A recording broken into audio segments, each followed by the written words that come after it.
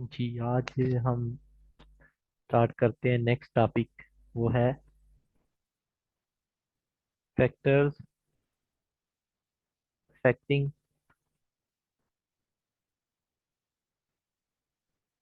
Rate of reaction. कि rate of reaction पर कौन कौन से फैक्टर इफेक्ट कर सकते हैं, उनको हमने देखना है वन बाय वन।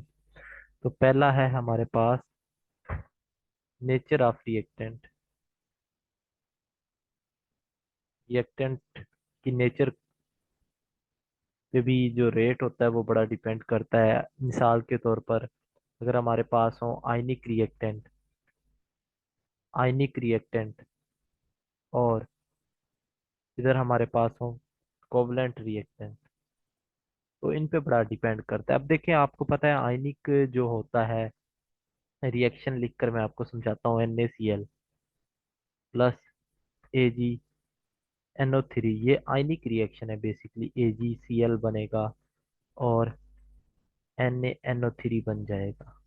ये असल में इसमें हो क्या रहा है, देखिए आयन तो आयनिक रिएक्शन में जो साल्ट होता है उसमें आयंस की फॉर्म में होते हैं वो। ऑलरेडी उनके दरमियान कोई बांड नहीं होता, तो बांड को तोड़ने के लिए कोई एनर्जी नहीं चाहिए होती, तो ये रिएक्शन बड़ा फास्ट होता है, वेरी फास्ट। तो आयनिक रिएक्टेंट होंगे तो वेरी फास्ट होगा, कोवलेंट होंगे तो अब इसको समझना है हमने कि नाइट्रोजन ट्रिपल बांड नाइट्रोजन है, फिर हाइड्रोजन सिंगल बांड हाइड्रोजन है, मेक्स NH3। अब देखें जी, और ये तीन बांड है आपके सामने, इनको तोड़ेंगे पहले आप, फिर हाइड्रोजन हाइड्रोजन का बांड तोड़ेंगे, फिर जाके NH का बांड बनेगा ना। तो इसको तोड़ने के लिए पहले आपको एनर्जी देनी पड़ती है, तो इसलिए ये जो होते हैं ये स्लो होते हैं, या मॉडरेट बोल दे तो बेटर है। तो इस तरह से जो रिएक्टेंट होते हैं उनकी नेचर पर भी आपका रिएक्शन होता है, वो डिपेंड करता है। फिर इसी तरह से आप कह सकते हैं कि होमोजीनियस अगर हो सिस्टम, होमोजीनियस रिएक्टेंट हो, तो उनका रेट ज्यादा होता है एज कंपेयर टू हेट्रोजीनियस, क्योंकि होमोजीनियस चीज जो होती है वो जल्दी रिएक्शन में पार्टिसिपेट करती है, एक जैसा रिएक्शन होता है, तो अच्छे से रिएक्शन हो जाता है उसमें। जबकि हेट्रोजीनियस हो, लेट्स सपोज कि एक चीनी का ब्लॉक ले लें आप छोटा सा, और एक बड़ा हो, तो डेफिनेटली ये बड़े वाले को तो काफी टाइम लग जाएगा ना सोल्वल होने में। तो हेट्रोजीनियस में प्रॉब्लम आती है, होमोजीनियस में एक ही तरह का रिएक्शन होता है ऑलमोस्ट। इसके बाद रेट ऑफ रिएक्शन जो होता है ये स्टेबिलिटी ऑफ रिएक्टेंट के ऊपर भी डिपेंड करता है। स्टेबिलिटी ऑफ रिएक्टेंट ये क्या होती है जी? देखिए, रेट ऑफ रिएक्शन जो है ये डायरेक्टली प्रोपोर्शनल है स्टेबिलिटी ऑफ प्रोडक्ट के। स्टेबिलिटी ऑफ प्रोडक्ट यानी प्रोडक्ट जितना ज्यादा स्टेबल होगा उतना ही रिएक्शन का रेट ज्यादा होगा, और डेफिनेटली ये इन्वर्सली होगा स्टेबिलिटी ऑफ रिएक्टेंट के। रिएक्टेंट की स्टेबिलिटी के ये इन्वर्सली प्रोपोर्शनल है, क्योंकि रिएक्टेंट जितने वीक होंगे टूटेंगे उतने ही वो जल्दी प्रोडक्ट में कन्वर्ट होंगे। तो प्रोडक्ट स्टेबल होना चाहिए तो उतना ही ज्यादा रेट आपका फास्ट होगा, क्योंकि प्रोडक्ट बन रहा है तो इट मींस रिएक्शन आगे की तरफ जा रहा है। इसके बाद हम बात कर लेते हैं physical state of reactant. Physical state of reactant. तो रिएक्टेंट की फिजिकल स्टेट की हम बात कर लेते हैं, इस पे भी रिएक्शन रेट डिपेंड कर रहा होता है। फॉर एग्जांपल गैस की बात करें अगर हम, इसमें मॉलिक्यूल्स इस तरह से दूर दूर होते हैं, और इसी तरह हम लिक्विड की अगर बात करें तो मॉलिक्यूल जो होते हैं करीब करीब होते हैं। और सॉलिड की बात कर लें अगर हम, तो इसमें जो मॉलिक्यूल होते हैं वो अटैच होते हैं एक दूसरे के साथ, मतलब बहुत करीब होते हैं, उनके दरमियान डिस्टेंस कम होता है। अब देखें, जिनके दरमियान डिस्टेंस कम तो फोर्स ऑफ अट्रैक्शन उनके दरमियान बहुत ज्यादा है। अब गैस के दरमियान फोर्स ऑफ अट्रैक्शन बड़ी कम है, दूर दूर है, यहाँ पे थोड़ी सी उससे ज्यादा है। तो आपको पता है कि जिसके दरमियान फोर्स ऑफ अट्रैक्शन कम, तो उसको आसानी से आप फिर प्रोडक्ट में कन्वर्ट कर सकते हैं।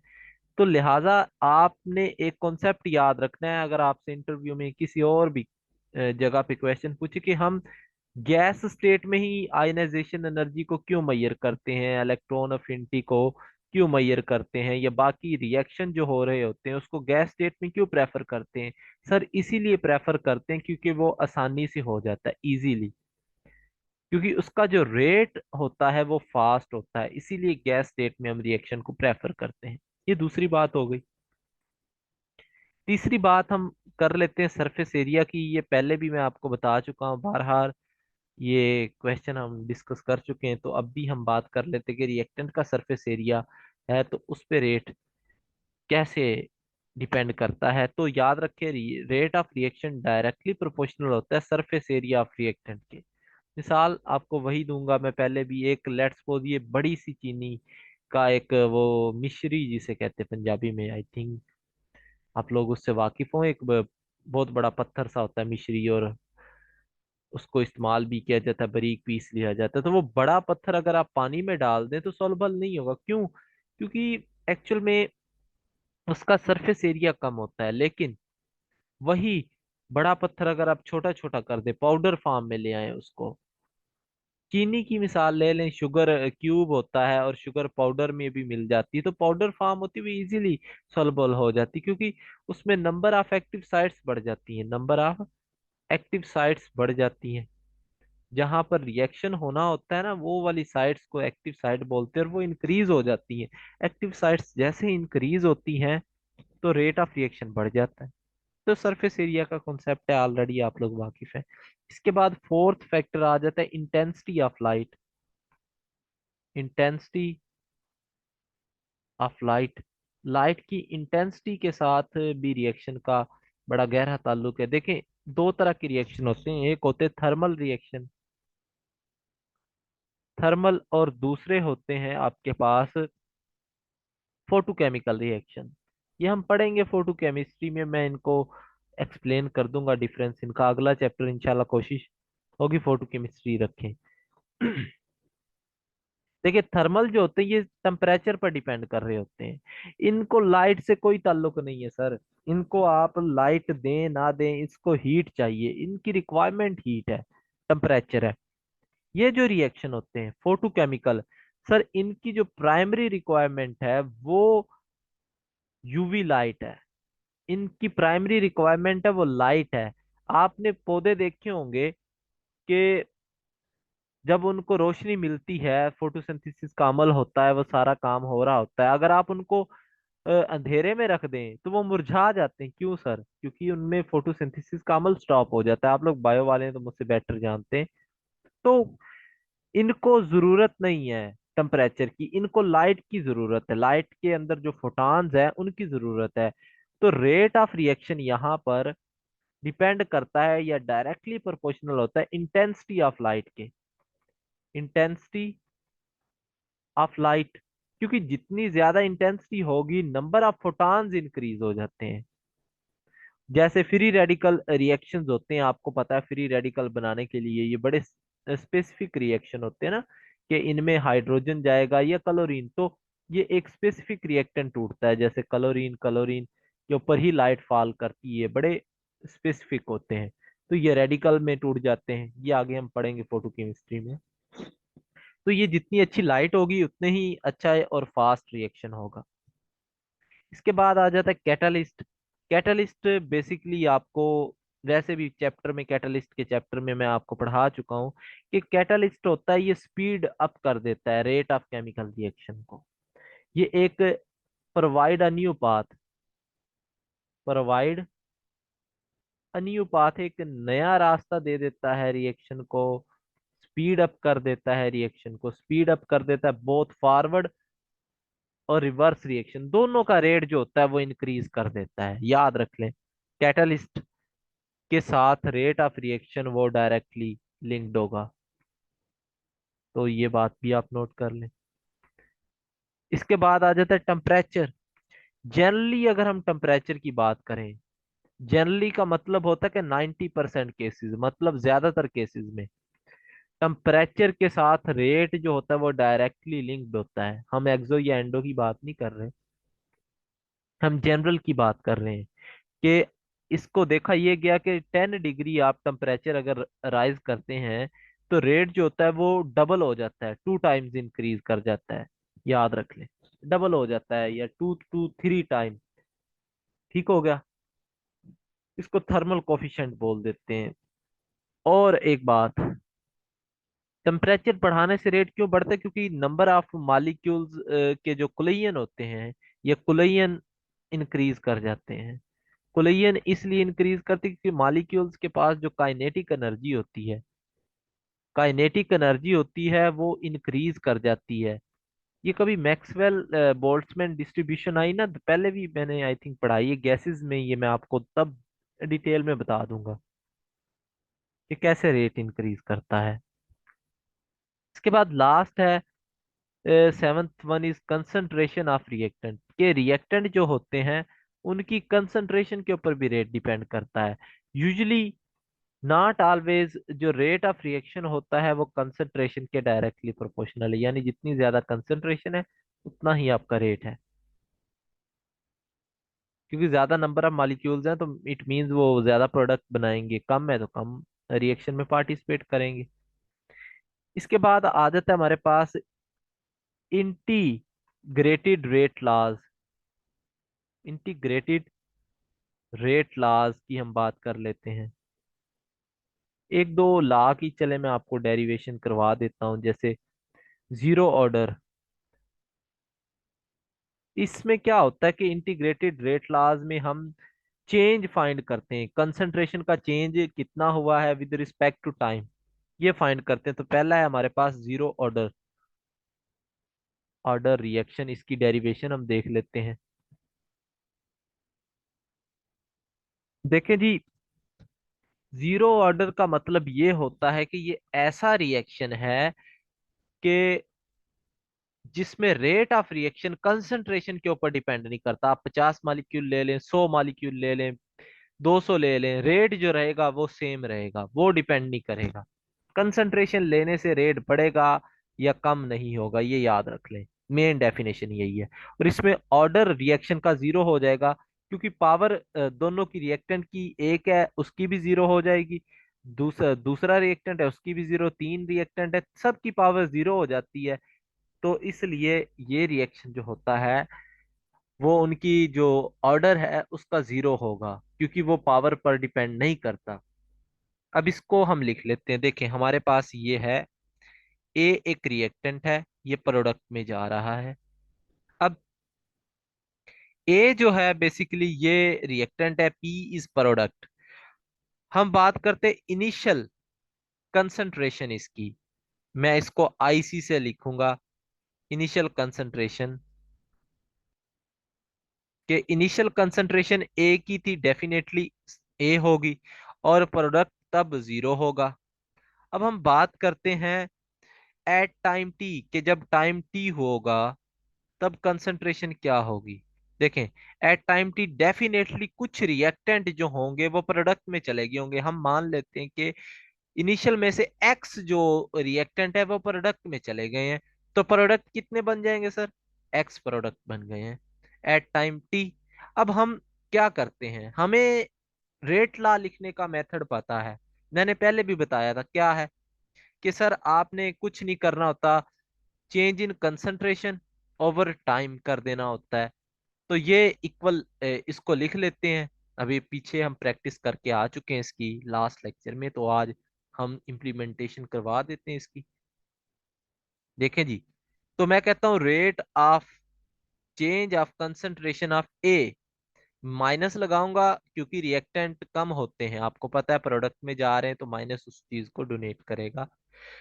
With respect to change in time, time के लिहाज से हम देख रहे हैं, तो ये किसके इक्वल होगा? कोई रेट कांस्टेंट आएगा डेफिनेटली, और इसकी पावर कितनी होगी? इसकी पावर डेफिनेटली जीरो हो जाएगी क्योंकि इसका ऑर्डर जीरो है। तो किसी की भी पावर जीरो हो तो वो एक्चुअल में वन होता है, ये बात आपने नोट कर लेनी है। किसी की भी पावर जीरो हो तो वन होता है, इसको फिर हम वन कंसीडर कर लेंगे। अब इसको रीअरेंज कर लेते हैं।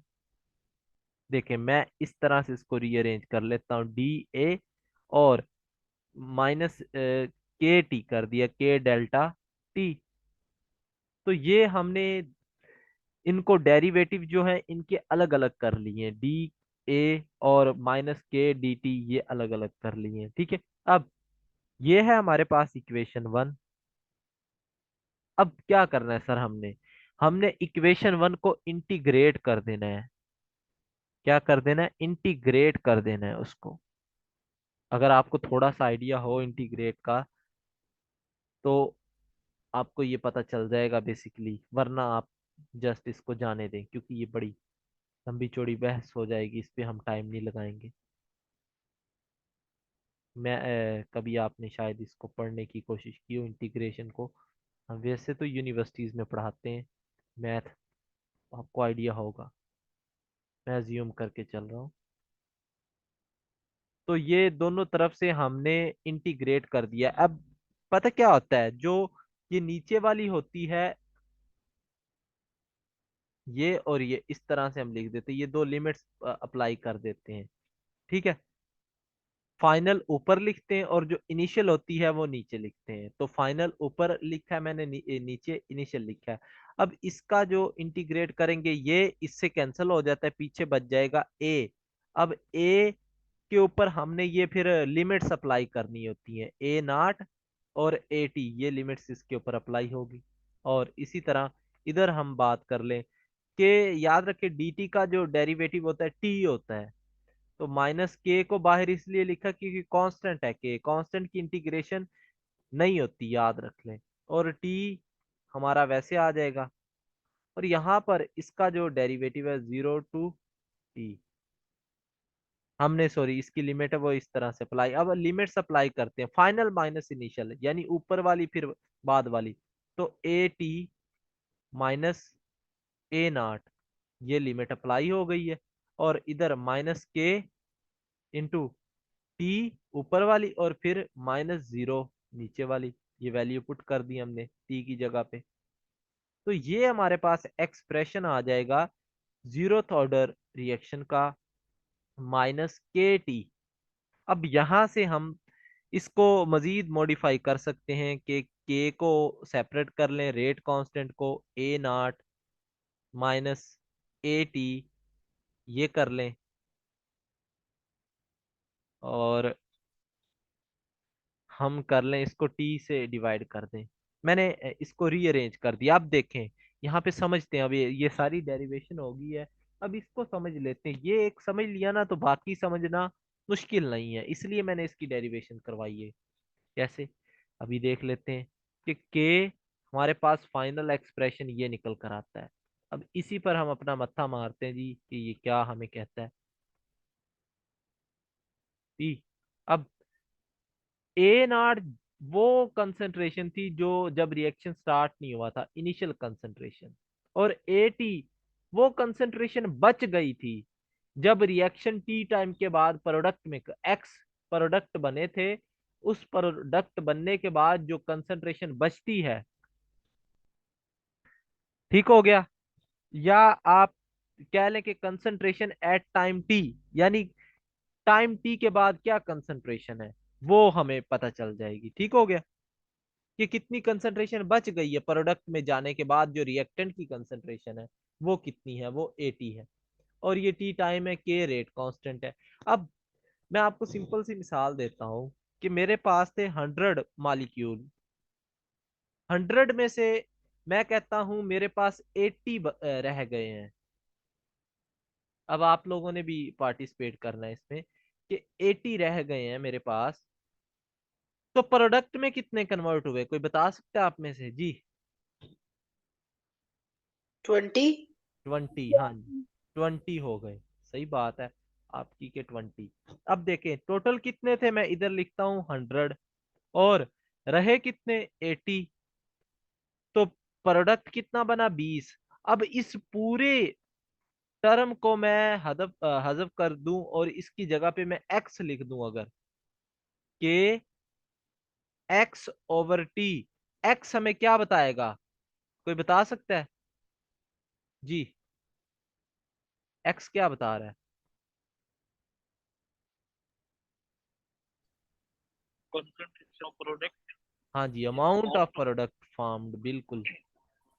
तो अब समझ आ गई है आपको कि ये फर्स्ट लॉ था इससे क्या आपने फाइंड कर लिया है कि अमाउंट ऑफ प्रोडक्ट कितनी बनी है।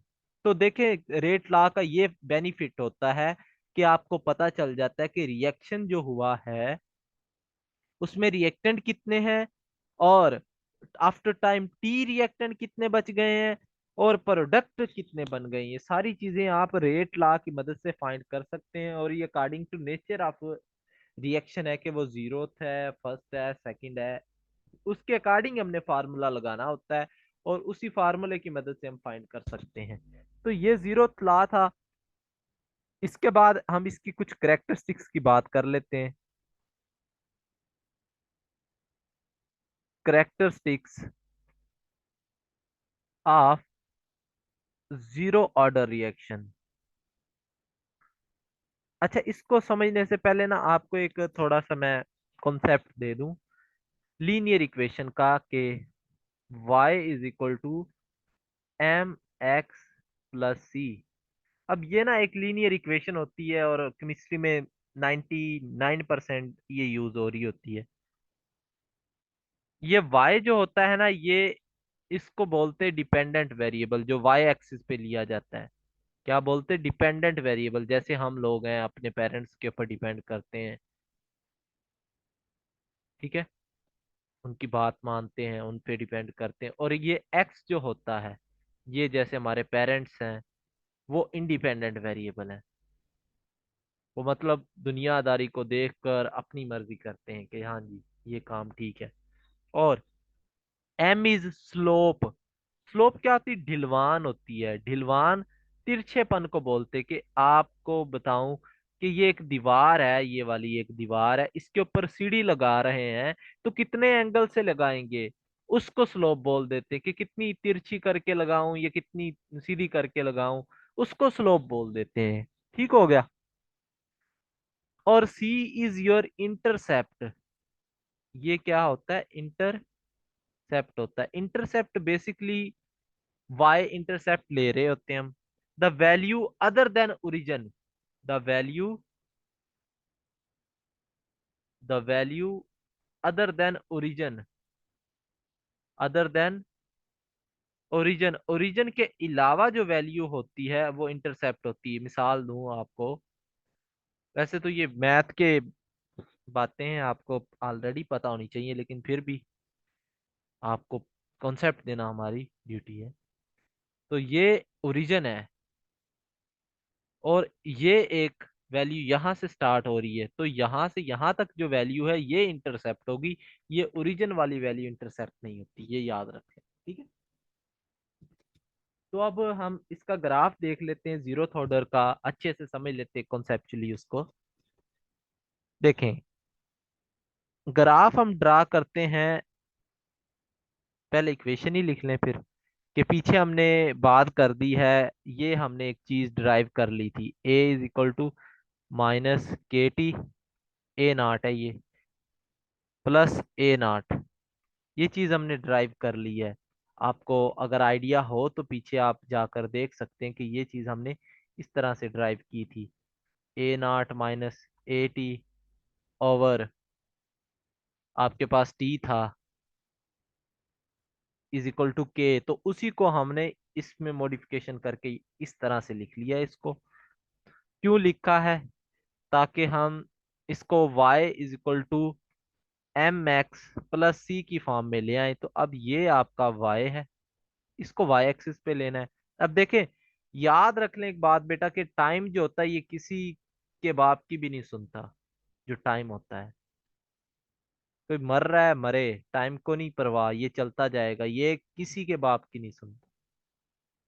ये इंडिपेंडेंट होता है, ये किसी पे डिपेंड नहीं करता। तो टाइम जो होगा ये x होगा, और जो k होगा ये m होगा, और ये इसके साथ आपको पता है ये c है।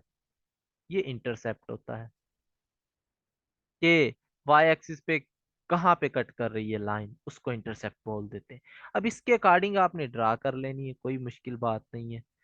आपने एक्स एक्सिस पे ले लेना है टाइम, वाई एक्सिस पे आपने ले लेना है ए टी, यानी आफ्टर टाइम टी कंसंट्रेशन। और अब देखें, ग्राफ में माइनस साइन का मतलब होता है कि स्लोप कम, वैल्यू कम हो रही है।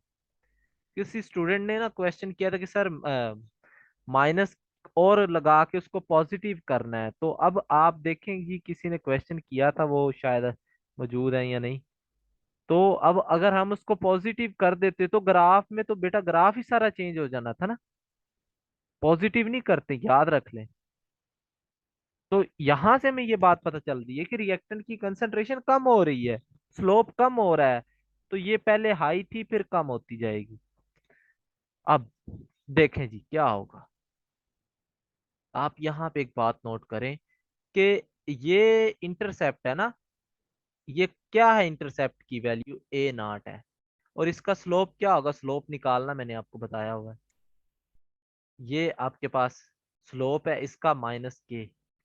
अब बात बड़ी मजे की है, उसको समझना है। देखें ए नॉट आपके पास कितने मॉलिक्यूल थे, 100। ये शुरू वाली कंसंट्रेशन आ गई, तो मतलब इनिशियल कंसंट्रेशन ही है जो इंटरसेप्ट है। बेसिकली ये किसको रिप्रेजेंट कर रहा है, इनिशियल कंसंट्रेशन को रिप्रेजेंट कर रहा है। और आप देख सकते हैं कि जैसे जैसे टाइम इंक्रीज होता जा रहा है रिएक्टेंट की कंसंट्रेशन कम होती जा रही है, कम होती जा रही है। ये ग्राफ की मदद से आप देख सकते हैं कम होती जा रही है।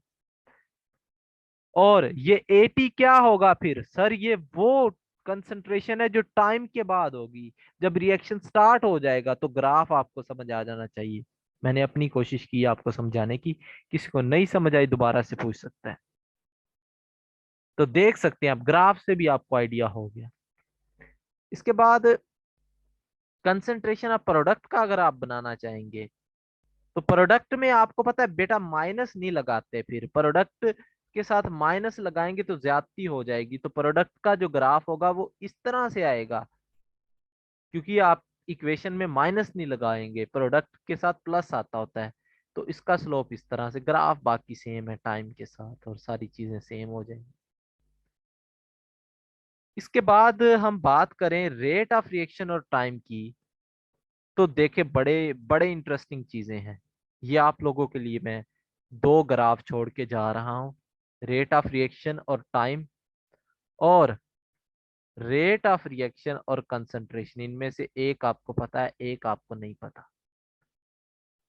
इधर कंसंट्रेशन लेनी है जी, कंसंट्रेशन ले लेते हैं हम। ये दो ग्राफ आपने बनाकर लाने हैं। पहला क्वेश्चन आज का ये है, ये किस तरह से है, रेट ऑफ रिएक्शन और टाइम के दरमियान क्या चक्कर है, रेट ऑफ रिएक्शन और कंसंट्रेशन के दरमियान क्या लिंक है। ये आपने दो ग्राफ देख कर आने हैं। ये तो पहला ग्राफिकल मेथड हमने देख लिया जी। दूसरे की बात कर लेते हैं, हाफ लाइफ की। हाफ लाइफ इसकी जीरो ऑर्डर की, वो हम देख लेते हैं। देखें हाफ लाइफ नाम से पता चल जाना चाहिए कि वो वक्त होता है जब इनिशियल कंसंट्रेशन हाफ हो जाए, यानी दो से डिवाइड करेंगे तो डेफिनेटली 50% बच जाएगी ना। तो initial concentration after time T क्या हो जाए, हाफ हो जाए। तो आपको ये फार्मूला पता है। कौन सा फार्मूला सर, आपने प्रूव किया हुआ है अभी। ये आपको पता है A T is equal to A not minus K, T के साथ 1/2 लगा देंगे क्योंकि ये टी हाफ हो जाएगा ना। 1/2 का मतलब है हाफ, ये प्रूव कर चुके हैं हम जीरो ऑर्डर के लिए ऑलरेडी। तो ए टी की जगह पे आप क्या लिखेंगे, A0/2। तो लगा दें जी इधर A0/2 और A0 -k 1/2।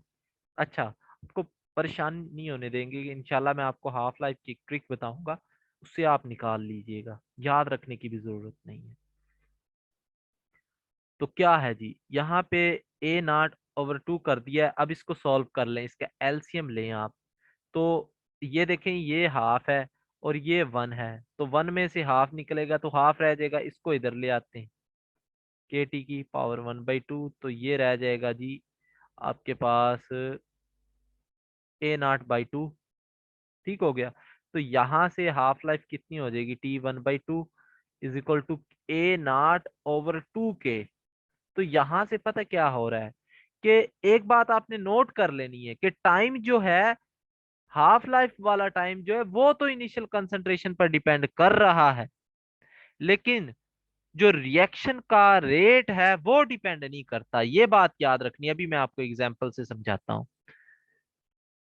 एग्जांपल ले लेते हैं। देखें, हमारे पास थे 100 मॉलिक्यूल। 5 मिनट गुजरने के बाद जो पीछे बचते हैं वो 50, या 50 मॉलिक्यूल प्रोडक्ट के बनते हैं, ऐसे समझ ले। तो इसका मतलब है 1 मिनट में कितने कन्वर्ट हो रहे हैं? 5 मिनट में 50 हो रहे हैं, तो 1 मिनट में डेफिनेटली 10 मिनट, 10 पर मिनट हो रहे हैं। 1 मिनट में 10 मॉलिक्यूल प्रोडक्ट बना रहे हैं, और 200 हो तो टाइम अगर 10 मिनट हो तो इसके बन रहे हैं 100। तो 1 मिनट में 10 हो रहे हैं, तो सर 10 मिनट में कितने होते होंगे? 100। तो 1 मिनट में यहाँ पे भी कितने हो रहे हैं? 1 मिनट में यहाँ पर भी जो मॉलिक्यूल कन्वर्ट हो रहे हैं वो 10 हो रहे हैं। सर आपने तो बड़ी अच्छी बात कर दी। अगर आपको समझ आ गई है तो आपको पूरा जीरो ऑर्डर रिवाइज हो गया है। कैसे? आप देख सकते हैं कि मैंने 100 मॉलिक्यूल लिया, जो रेट ऑफ चेंज है वो फिर भी 1 मिनट में 10 मॉलिक्यूल जा रहे हैं। मैंने फिर 200 लिया, उसमें भी जो रेट ऑफ चेंज है वो फिर भी 10 मॉलिक्यूल जा रहे हैं। तो टाइम पे डिपेंड नहीं किया। तो यहां से आपको दोनों ग्राफ समझ आ जाने चाहिए। ठीक हो गया।